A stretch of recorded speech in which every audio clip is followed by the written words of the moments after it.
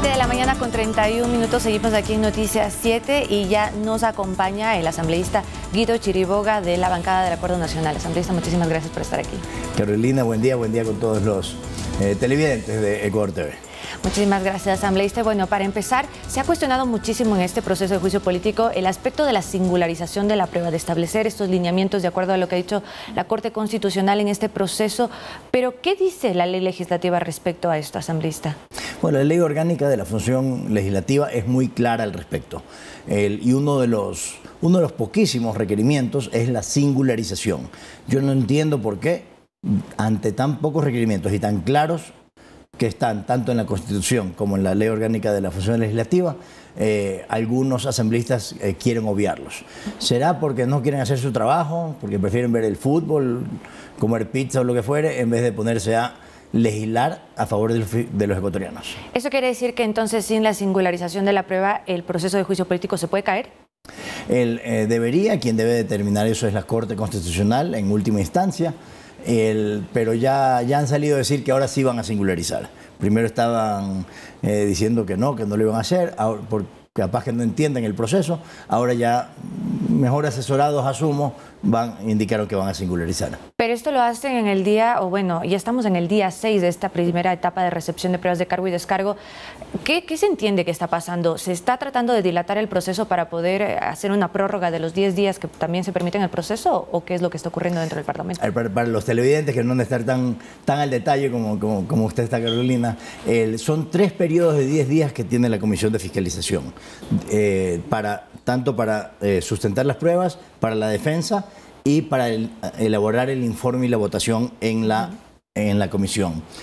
Sin embargo, luego de esos 30 días, como sea que se vote en el informe, en fiscalización, igual va al Pleno y es un informe no vinculante. Entonces, en el Pleno es donde se verán los votos para este juicio político en última instancia. Pero ahora mi pregunta es sobre todo porque si seguimos extendiendo este proceso, cuando se termine este domingo, tal vez lo que provoque es que coincida con el cambio de autoridades dentro del Parlamento. ¿Usted cree que esto podría tener una incidencia también en el resultado del proceso? Lo más probable es que sí coincida y de seguro tendrá una incidencia. En los plazos ¿Para bien o para mal?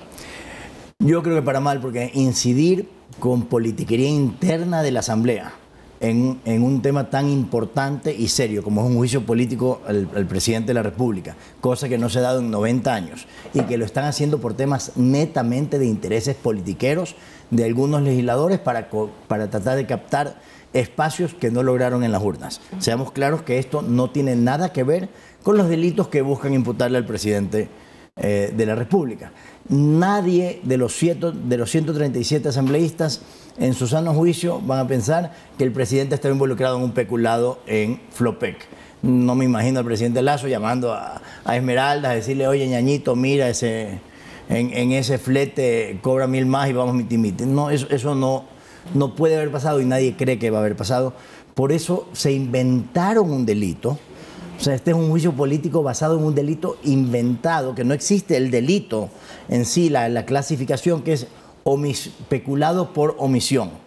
No existe en la legislatura ecuatoriana peculado por omisión. Omisión solamente hay en delitos contra la vida, no contra la administración pública. Entonces, recordemos que incluso buscaban endilgarle traición a la patria o incapacidad mental. Entonces, ya no saben qué hacer para llegar al presidente de la República, un presidente que se ha manejado con transparencia y con un foco en el mejor interés de los 18 millones de ecuatorianos. Legislador, desde la bancada oficialista, ¿existe una estrategia de cómo defender al presidente dentro del Parlamento en este proceso?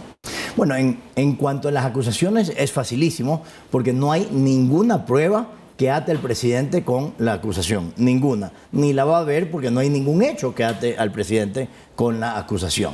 Entonces, en la parte, digamos así, jurídica, si fuese el caso, es muy fácil. En la parte política hay que nos ayuden los ecuatorianos a que los asambleístas se rijan al mandato para el cual fueron electos, que es legislar y fiscalizar. Y en el juicio político deben de remitirse a las pruebas, que en este caso, referente al caso Flopec, no hay absolutamente nada que vincule al presidente con el delito que le quieren endilgar. Dentro del Parlamento también se han vertido acusaciones respecto a supuestas compras de votos, lo ha dicho el Partido Social Cristiano. Desde el correísmo también han solicitado, y también el oficialismo, las cámaras de seguridad del Palacio Legislativo. ¿Qué pasa en la Asamblea? ¿Qué hay de esto? ¿Usted qué ha escuchado, asambleísta? Bueno, a mí me parece muy importante esa acusación que hace el Partido Social Cristiano, y están obligados como funcionarios públicos a denunciar un delito si es que lo conocen y lo vieron. No pueden tirar la piedra y esconder la mano. Deberían de decir quién los ha estado ofertando qué cosas para la compra de dichos votos, y no lo dicen, no singularizan tampoco a quién ha sido sujeto de esta extorsión, de esta presunta extorsión. ¿Usted no ha visto a ningún hombre del maletín o mujer del maletín en la Asamblea? Tenemos un gobierno que los pone nerviosos y los descuadra, porque no es un gobierno del reparto. Ese Ecuador ya quedó enterrado el 24 de mayo en el 2021 en las urnas, en la posesión del presidente Lasso, en abril 11 en las urnas. No hay reparto de hospitales, no hay repartos de maletines, y si es que lo dicen en un comunicado, deberían de ir a la Fiscalía y presentar la denuncia, y que vaya preso quien esté involucrado. Usted estuvo presente justamente el día lunes en la Comisión de Fiscalización, como me acaba de mencionar, ha sido también para vigilar este proceso. ¿Qué lectura le da a lo que ocurrió el día lunes, en el que no se pudo avanzar más allá de la calificación de algunas pruebas de oficio? Bueno, es la más baja politiquería en un momento en que la Asamblea debería de estar a la altura del proceso. Eso fue, parecía el doctor Chapatín ahí en un episodio de Chespirito. Se gritaban, se decían cosas, se hablaban sobre por qué me apagas, por qué me subes, por qué me prendes, en vez de dedicarse a legislar y fiscalizar. El Ecuador necesita una asamblea que se enfoque en dar leyes que nos brinde seguridad, que nos dé educación, que nos dé salud, que permita la atracción de inversiones para el Ecuador, para la generación de empleo. Eso es lo que la Asamblea debería estar haciendo. Yo de verdad entiendo la baja aceptación de los ecuatorianos hacia la Asamblea Nacional, porque nos dedicamos a politiquear en vez de legislar y fiscalizar para los ecuatorianos. ¿Usted cree que con estos tropezones que se ha estado dando en este proceso de juicio político, cabe una acción de control por parte de la Corte Constitucional?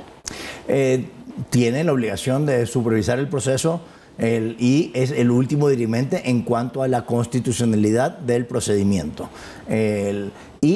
La Corte dio direcciones extremadamente claras. El juicio político se debe remitir exclusivamente a los contratos de Flopec. Y para los televidentes, recordemos que el contrato es del 2018 y el presidente Lasso entró en el 2021. Entonces, es sobre un contrato que no es de la época en que el presidente era presidente, para comenzar. Luego se renovó automáticamente en el 2020. Fue observado por Contraloría en el 2021 con 13 observaciones.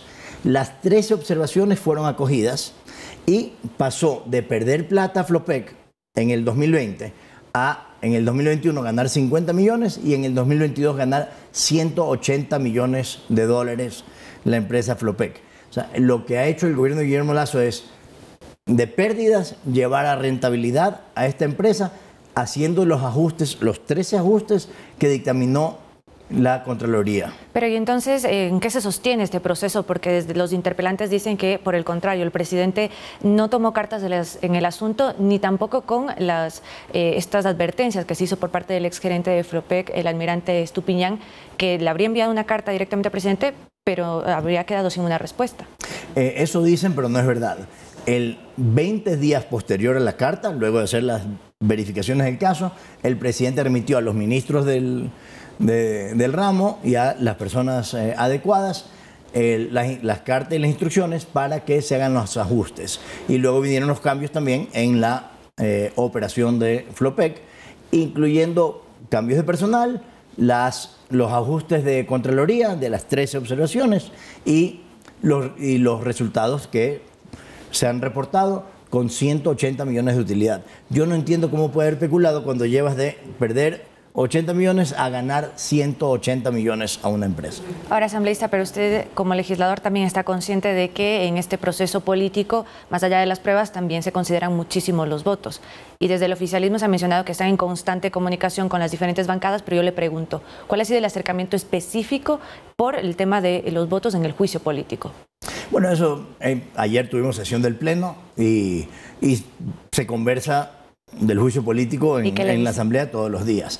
En privado, todos los asambleístas, no hay uno que crea que el presidente está involucrado en peculado, en Flopec. Entonces pasamos de la parte de juicio a la parte política. Porque yo le pregunto, porque el Partido Social Cristiano y también el correísmo pues está impulsando este proceso político.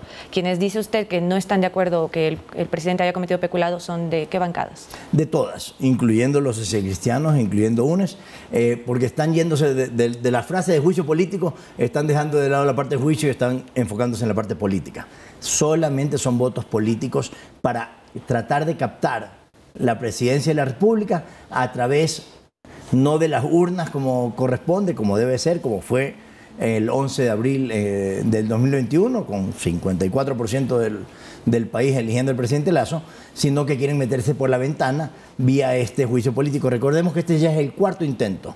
Hubo otra votación antes, con la muerte cruzada desde la Asamblea, con el artículo 130 de la Constitución, donde no obtuvieron los votos, y han habido dos intentos en la calle de tratar de desestabilizar al país al punto de llevarlo a un derrocamiento presidencial. Este ya es el cuarto intento de meterse por la ventana, donde no consiguieron con los votos. Finalmente, legislador, ¿cuál es su expectativa para estos 4 días que restan de recepción de pruebas de cargo y descargo en fiscalización? Bueno, ya tuvimos una votación, son 9 miembros en la Comisión de Fiscalización, donde hay 4 que en general votan con los socialcristianos y la Revolución Ciudadana, que votan juntos hegemónicamente ya por mucho tiempo en esta Asamblea. Hay 4 más que quieren un juicio con todas las pruebas posibles y hay un voto que a veces vota con uno, vota con otro. Ahora decidieron dejar de lado 19 pruebas en este juicio. Sin embargo, como no hay ninguna prueba que ate de ninguna manera, ni va a haber porque no vieron los hechos, al presidente de la República con el resultado que buscan, la parte de las pruebas de verdad es para cumplir un proceso, porque quieren llevarlo netamente por votaciones políticas para lograr su cometido, que es entrar por la ventana a donde no pudieron por las urnas. Muchísimas gracias. Estuvo con nosotros el asambleísta Guido Chiriboga de la bancada del Acuerdo Nacional Asambleísta. Gracias por estar en Noticias 7. Muchas gracias, Carolina, y un buen miércoles para los televidentes de Ecuador TV.